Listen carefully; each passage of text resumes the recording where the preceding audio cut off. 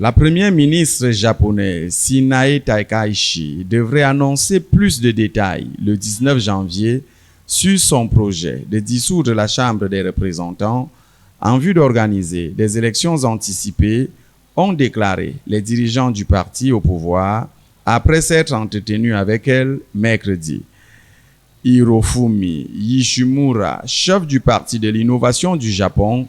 partenaire de coalition du Parti libéral-démocrate de Mme Takaichi, a déclaré aux journalistes que Mme Takaichi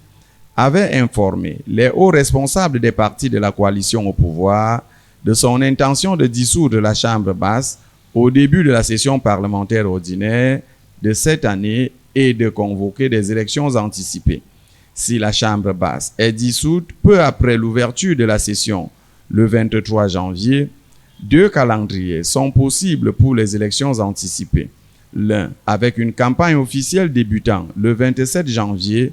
et un scrutin le 8 février, l'autre avec une campagne débutant le 3 février et un scrutin le 15 février. Les élections anticipées devraient avoir lieu moins d'un an et demi après les précédentes. En vertu de la Constitution japonaise, les membres de la Chambre basse ont normalement un mandat de 4 ans, sauf en cas de dissolution de la Chambre.